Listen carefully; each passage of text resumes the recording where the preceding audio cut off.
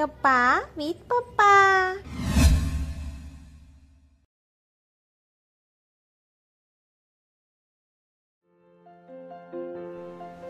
नमस्कार मित्रांनो, कालच्या भागात आपण बघितलं की कशा प्रकारे सटवीने राजा दशरथ आणि कौसल्येचं लग्न लावून दिलं आणि त्यानंतर पुत्रकामिष्ठी यज्ञातून त्यांना पुत्रप्राप्ती होऊन प्रभू श्रीरामांचा जन्म झाला.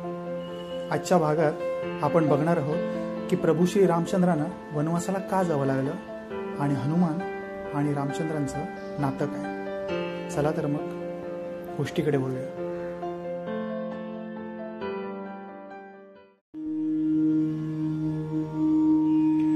धर्म जाती प्रांत भाषा द्वेष सारे संपुदे.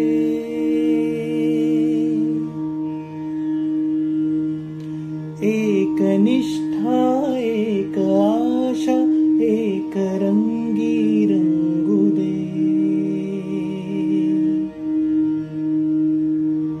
अन पुन्हा पसरो मनावर शुद्धतेचे चांदणे.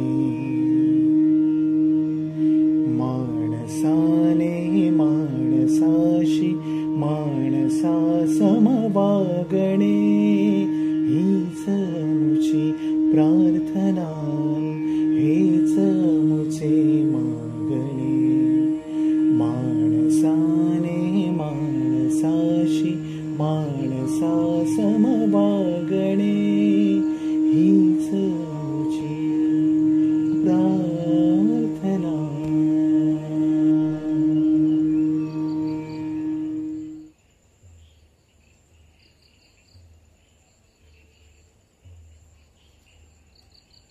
स्वर्गावर जे आक्रमण होतं दैत्याचं ते दशरथाने फिरून लावलं. असा दशरथ कोणी सामान्य नव्हता.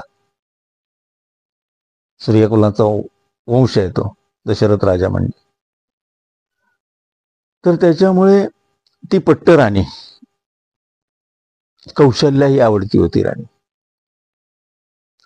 तर आता कैकेयीचं काय म्हणणं आहे, प्रत्येक वेळी मी नवऱ्याला मदत करते म्हणजे हा जो प्रसाद आहे तो पहिला मला द्यायचा राजाने.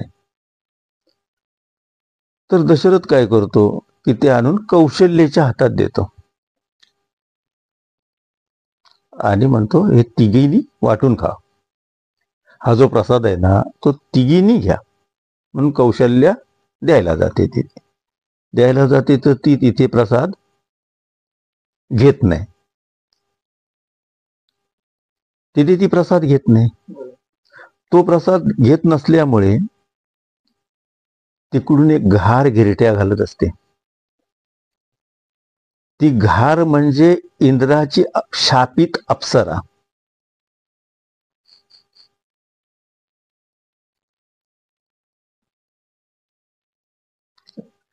तर ती घार तो प्रसाद घेऊन जाते,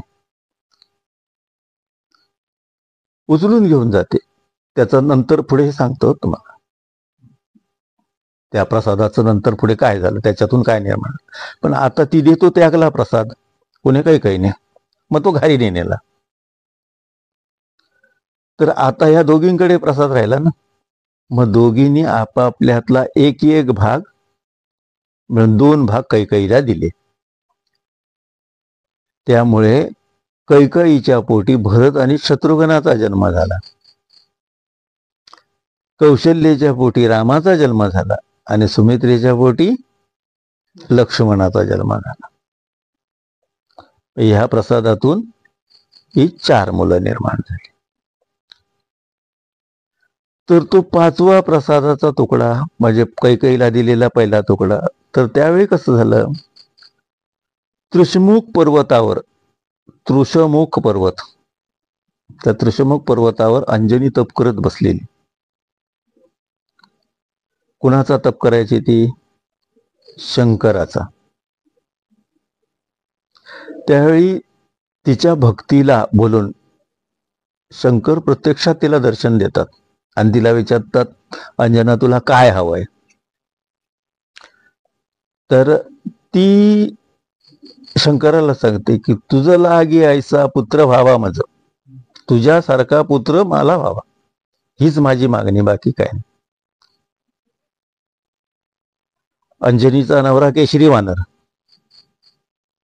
केशरी वानर हा अंजनीचा नवरा. तर ती म्हणते की तुझ्यासारखा पुत्र मला हवा. मग ती काय, शंकर काय सांगतात तिला, शंभू महादेव काय सांगतात की तू इथे बसलीस तशी ओंजळ पडून वायुदेवाची आराधना कर. आणि वायुदेवाची आराधना करताना जे काय तुझ्या ओंजळीत पडेल ते तात्काळ भक्षण करायचं, न बघता. म्हणजे तात्काळ भक्षण करायचं आहे, ते काय हे बघायचं नाही. तर त्यावेळी कैकेयीने त्यागलेला प्रसाद, ती छापित इंद्राची अप्सरागार, हे ती उद्धरून ज्यावेळी हा प्रसाद तिच्या मुखाला लागेल त्यावेळी ती उद्धरून जाणार. म्हणून आज पण घारीचा लक्ष अगदी नेमका एका जागी स्थिरावते, ती गोल गोल गोल गोल फिरून. जी तशी ती प्रसादाला तिथे टपलेली होती मुक्तीसाठी. तर तो प्रसाद तिने उचलला आणि ती पळत होती. तर वायुदेवाची आराधना चालू होती ना, शंभू महादेवांचं वरदान, आणि वायुदेवाची आराधना अंजना करत होती. तर वायुदेवाने त्या घारीला आसूड मारला, म्हणजे जोरात हवा दिली, वादळ केलं. घार किती उडणार, घार दमली आणि तिचा श्वास कोंडला दमून. मग तिच्या तो तोंडातला तुकडा, जो पायसाचा तुकडा होता प्रसादाचा, तो अंजनीच्या ओंजळीत पडला आणि तिने तो तात्काळ भक्षण केला. त्याच्यातून जन्म मारुतीरायांचा झाला. म्हणून वायुदेवाने आसूड मारल्यामुळे त्यांना वायुपुत्र म्हणतात. आणि शिवाने शिव प्रसन्न झाला अंजनीला, त्याच्यामुळे शिवाचा अवतार म्हणजे 11वा महारुद्र म्हणजे हनुमान. रामाला राजा करावा हे कैकेयीला सुद्धा मान्य होतं. पण कैकेयीला मान्य होतं कधीपर्यंत, हे राज्याभिषेकाच्या आदल्या दिवसापर्यंत मान्य होतं.